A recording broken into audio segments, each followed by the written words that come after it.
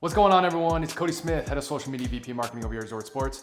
And backed by popular demand, we're going to be doing a part 2 video of the most frequently asked questions regarding Zorts points and the Zorts rankings. So stay tuned.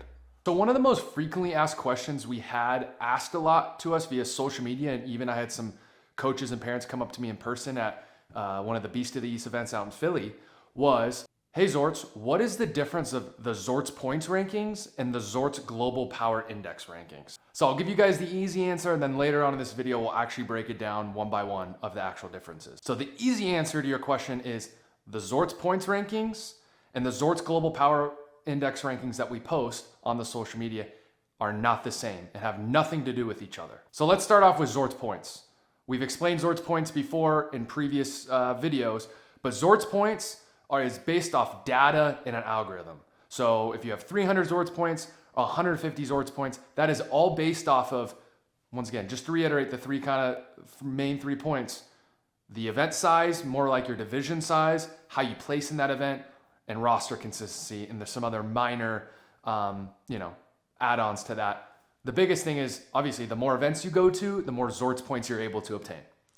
And then in regards to the Zorts Global Power Index, which is super unique and new to this year, is the Global Power Index has nothing to do with data or any algorithm or anything. We actually have a human panel that meets once a month to basically go over and, I'm going to say, argue and fight for your team of who's the top 10 in each age division. So we have people from all over the country, from the West Coast, from the Midwest like Texas, and the East Coast, all get on a call, and we all discuss who's really the top 10 teams, that have nothing to do with algorithm or data or anything else. It's like, who are the best teams and why? And of course, Zorts points do come into that factor, right? Because the algorithm does help. Hey, this is what event they went to and won. This is how big the event was. This is who they played. This was the competition. But at the end of the day, everything, the top 10 for the Zorts Global Power Index is all voted on by humans, by a human panel. Has nothing to do with algorithms. So the people that come out and say, well, this algorithm's dumb, or I don't understand the algorithm, or this doesn't make sense, the Zorts Global Power Index is all voted on and all ranked by a human panel. So hopefully that answered your questions on some of the differences. And one more note I might add is there might be some teams that are ranked number 1 in Zorts points and number 1 in Zorts Global Power Index. Like I said, those are 2 separate rankings. But you also might have some teams that are number 1 in Zorts points in their certain division, but there's another complete different team, number 1 in the Global Power Index. And like I said, they are 2 different rankings, ranked by 2 different, let's call it data points, where global is ranked by human panel, and the Zorts rankings is all by data and an algorithm. So I hope that answers your question. Both rankings are so very important, but they're so different at the same time. Alrighty, so the second most frequently asked question we've been getting lately, since it's kind of the end of season for 7-on-7, is, hey, when are rankings coming out? When are they final? I will tell you this. 7-on-7 is closing up here very shortly. Mostly everyone is done, but there is some events still going on.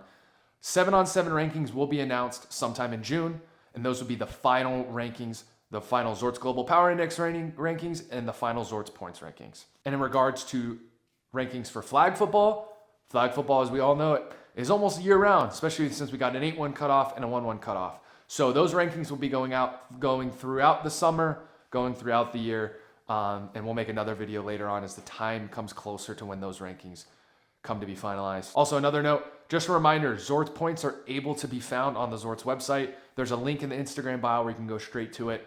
The Zorts points are always on the website, and they do come on social media. The Zorts Global Power Index is only released on social media and is not released on the website. All right, everyone, that's gonna wrap up today's video. I think the biggest main points we wanted to hit on were what were the difference of these 2 rankings. That was the biggest question we had asked over this last weekend.